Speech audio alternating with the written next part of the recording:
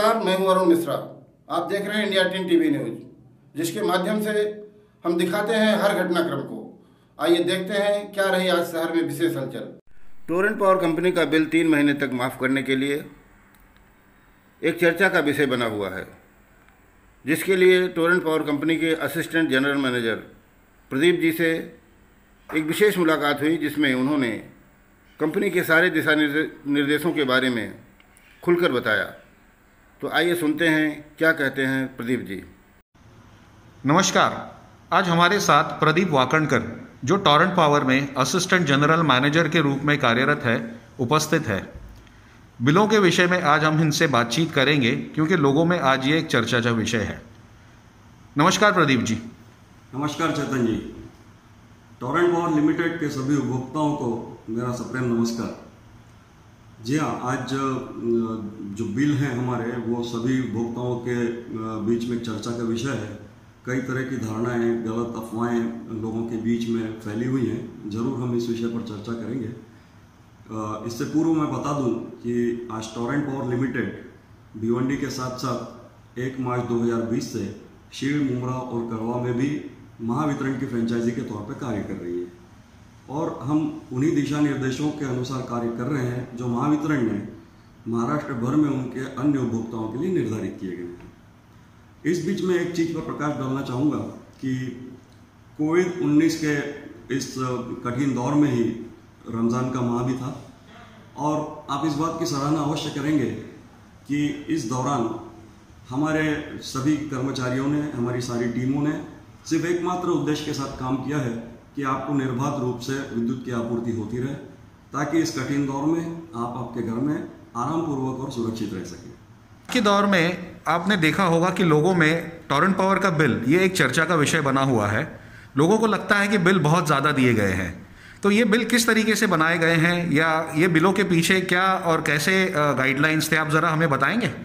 जी हाँ, इस महामारी के मद्देनज़र माननीय महाराष्ट्र विद्युत नियामक आयोग ने 26 मार्च 2020 को कुछ दिशा निर्देश जारी किए थे। ये दिशा निर्देश राज्य भर में सभी विद्युत आपूर्ति कंपनियों के लिए लागू होते हैं।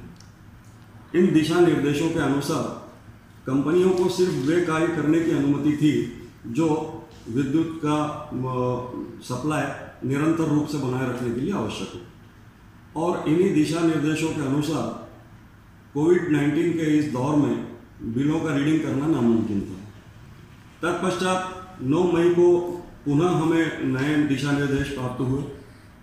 इन दिशा निर्देशों के अनुसार ग्राहकों को उनके वास्तविक खपत के अनुसार बिल देना अनिवार्य है। अतः निर्देशों के अनुसार पुनः मीटर रीडिंग का कार्य शुरू किया गया। कोविड-19 के इस दौर में निर्देशों के अनुसार पिछले 3 महीनों का औसत लिया गया। ये 3 महीने जो थे वो दिसंबर, जनवरी और फरवरी थे। सामान्यतः ठंड का मौसम होने की वजह से इन महीनों में विद्युत की खपत कम होती है।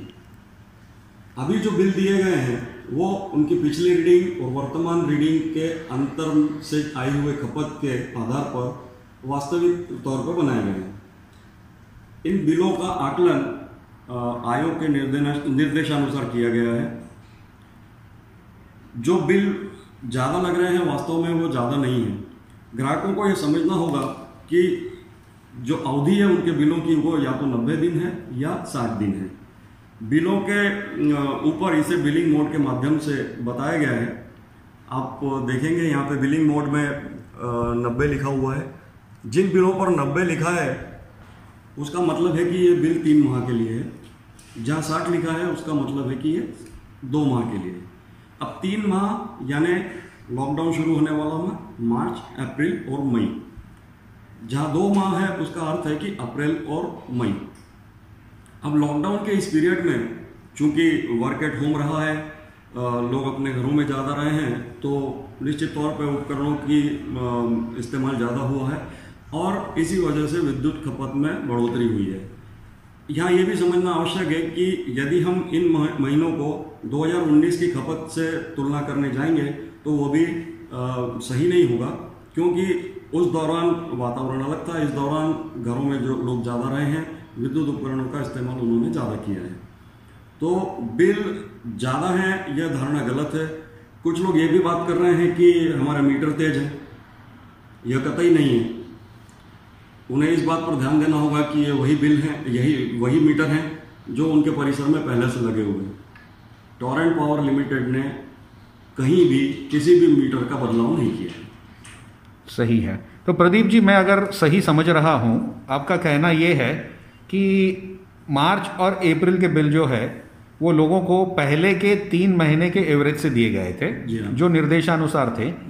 उसके बाद मई में जो है उनकी रीडिंग ली गई है और रीडिंग के अनुसार बिल दिए गए हैं ना। चूंकि ये रीडिंग जो है या तो 60 दिन का हुआ है या 90 दिन का हुआ है, लॉकडाउन की वजह से बीच में नहीं हो पाया था, मार्च के बाद सीधा मई में हुआ, फरवरी के बाद सीधा मई में हुआ, तो लोगों को 60 या 90 दिन के एक साथ बिल आए हुए हैं जी। और इसमें ही जो बीच में आपने मार्च और अप्रैल या सिर्फ अप्रैल के एवरेज बिल बनाए थे उसका समायोजन किया गया है। जी हाँ, इसमें जो भुगतान हमारे उपभोक्ताओं ने किया है मार्च और अप्रैल के माह में, जो औसत बिलों के आधार पर था, उस भुगतान का इस 3 महीने के बिल में समायोजन किया गया है। साथ ही साथ जो भी बदलाव हुए हैं आयोग के निर्देशानुसार 1 अप्रैल 2020 से, उसका भी पूरा ध्यान रखा गया है और सारे नियमों को ध्यान में रखकर उसका फायदा भी उपभोक्ताओं को दिया गया है। धन्यवाद, धन्यवाद प्रदीप जी। प्रदीप जी, एक चर्चा का विषय ये भी है कि लॉकडाउन के पीरियड के ये जो 3 महीने के बिल है ये माफ किए जाएंगे, क्या ये बिल भरना अनिवार्य है? जी हाँ, इन बिलों का भुगतान करना अनिवार्य है। शासन की ओर से इस विषय में अभी तक कोई दिशा निर्देश प्राप्त नहीं हुए हैं और ना ही इस विषय पर कोई चर्चा हुई है। साथ ही मैं ये भी बताना चाहूंगा कि माननीय आयोग के दिशा निर्देशानुसार बिलों के भुगतान की तिथि को आगे बढ़ाया गया था। मार्च के बिलों के भुगतान की तिथि को 15 मई तक बढ़ाया गया और अप्रैल माह के बिलों के भुगतान की तिथि को 31 मई तक बढ़ाया गया। साथ ही साथ जो हमारे औद्योगिक और वाणिज्यिक उपभोक्ता हैं, उन्हें भी जो फिक्स चार्ज देना होता है उसे 3 माह के लिए स्थगित किया गया है। इस संदर्भ में सभी उपभोक्ताओं को विभिन्न माध्यमों के द्वारा सूचित किया गया। साथ ही यह सलाह भी दी गई कि देय तिथि तक जो विस्तारित की गई हैं उस तक भुगतान न करने पर बाद में उन्हें इसका विलंब शुल्क देना होगा और साथ ही ब्याज भी देना होगा। ओके, तो अगर ये जो तारीखें बढ़ाई गई है तब तक कस्टमर का पेमेंट नहीं होता है जी, तो निर्देशानुसार या गाइडलाइंस के अनुसार जो भी उनको विलंब शुल्क लगता है या ब्याज लगता है वो भी लगेगा। जी हाँ, बिल्कुल। प्रदीप जी, एक विषय यह भी है कि टैरिफ में चेंज आया है, दरों में वृद्धि हुई है, क्या ये बात सच है?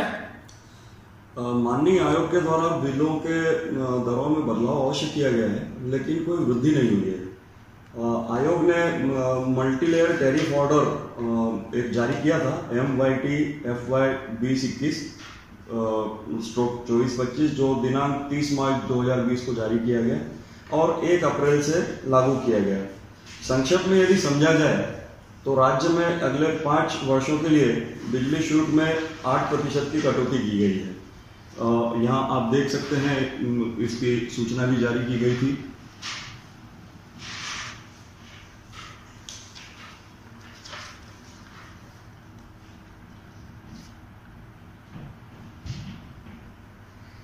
ओके, तो यदि हम संक्षेप में समझें तो राज्य में 5 साल के लिए शुल्क में 8% की कटौती की घोषणा की गई है। आवासीय उपभोक्ताओं के लिए दरों में वास्तव में अगर देखा जाए तो लगभग 5% की कमी हुई है। साथ ही औद्योगिक और वाणिज्यिक क्षेत्र के हमारे जो उपभोक्ता हैं उनको बढ़ावा देने के लिए आयोग ने उनके टैरिफ में 10 से 15% तक की कमी की घोषणा की है। श्रेणीवार टैरिफ चार्ट हमारे सभी उपभोक्ता केंद्रों पर उपलब्ध हैं, वहाँ से प्राप्त किए जा सकते हैं। चेतन जी, यहाँ पे मैं एक चीज़ बताना चाहूँगा कि इस कठिन दौर में कई उपभोक्ताओं ने ऑनलाइन सेवाओं का लाभ उठाया है और ऑनलाइन भुगतान किया है। यहाँ मैं अपने सभी उपभोक्ताओं से अपील करना चाहूँगा कि वे हमारी इन ऑनलाइन सुविधाओं के साथ जुड़ें। हमारा वेबसाइट connect.torrentpower.com है और mobile application Torrent power connect उपलब्ध है। इसे डाउनलोड कीजिए, रजिस्टर कीजिए अपने आप को, और ना सिर्फ बिल भुगतान अपितु आपकी पावर से रिलेटेड कोई समस्या हो, नया कनेक्शन का रिक्वेस्ट देना हो, नाम बदलवाना हो, ये सारी सुविधाओं का आप लाभ जो है हमारी इन दोनों सुविधाओं के साथ उठा सकते हैं। अंत में इन कठिन दौर में हमारा समर्थन करने के लिए, हमें सहयोग देने के लिए मैं सभी उपभोक्ताओं का हृदय से धन्यवाद देता हूं और आपसे निवेदन करता हूं कि अपना ख्याल रखें, अपने परिवार का ख्याल रखें और सुरक्षित रहें।